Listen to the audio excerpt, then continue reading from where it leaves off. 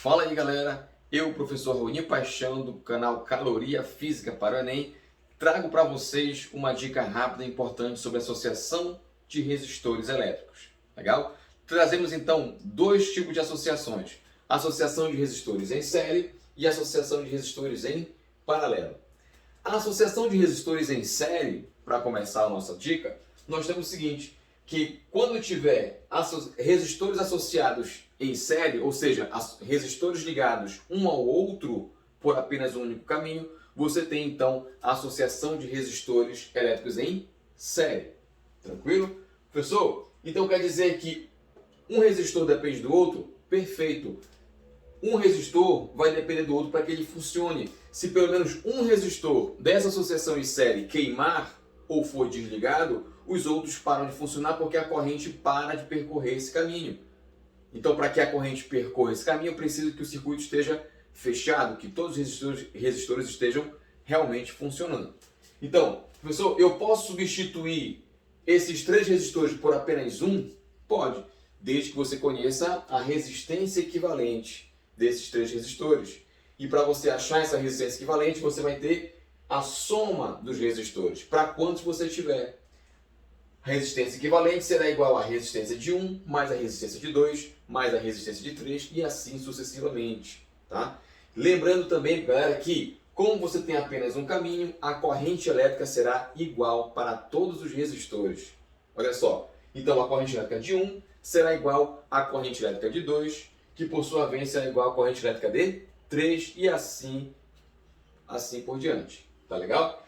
Então, ou seja, professor, a corrente elétrica é igual, mas e a DDP? A DDP não. A DDP ela será diferente. Ou seja, para cada resistor diferente, você terá uma DDP também diferente. Lembrando, claro, que quanto maior for a resistência desse resistor, maior também será a sua DDP. Quanto menor a resistência, menor a DDP nesse resistor. Tranquilo até aqui? Vamos lá.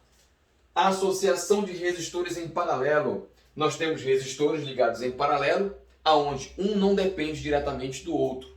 Legal? É como se cada resistor estivesse ligado diretamente na fonte de tensão elétrica, na fonte de DDP. Ou seja, se um não depende do outro, então, ou seja, a DDP vai ser igual para todos, tá certo? Nesse caso, a DDP será a mesma, já que como eles funcionam, estão ligados como se cada um fosse ligado diretamente na fonte de DDP, tá legal? No entanto, a corrente elétrica vai ser diferente, por quê? Porque no caminho, no percurso da corrente elétrica, a corrente elétrica encontrará os nós, legal? Então, em cada nó que a corrente elétrica encontra, ela será dividida. Lembrando, claro, que a corrente elétrica, ela sempre busca o caminho com menor dificuldade. Então, quanto menor a resistência elétrica, maior será a corrente elétrica e vice-versa. Tá legal? Professor, eu posso substituir esses três resistores por apenas um? Sim, desde que você conheça o quê? A resistência equivalente entre todos os resistores. E para você determinar essa resistência equivalente para resistores em paralelo, você vai ter o inverso da resistência equivalente sendo igual a 1 sobre R1 mais 1 sobre R2 mais 1 sobre R3 e assim sucessivamente para quantos resistores em paralelo você encontrar na sua questão. Tá legal?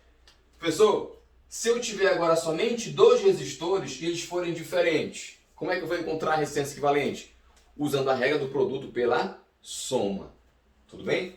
Então, R1 vezes R2 dividido por R1 mais R2. Tranquilo? Se eu tiver N resistores iguais, tenho 3, 4, 5, 10 resistores iguais, como é que eu faço para encontrar a resistência equivalente desses resistores? Você vai pegar o valor de um resistor, já que todos são iguais, e dividir pelo número de resistores em paralelo. Tá certo? E lembrando que para essa resistência equivalente, você sempre terá o valor da resistência equivalente menor do que o menor dos resistores dessa associação. Legal?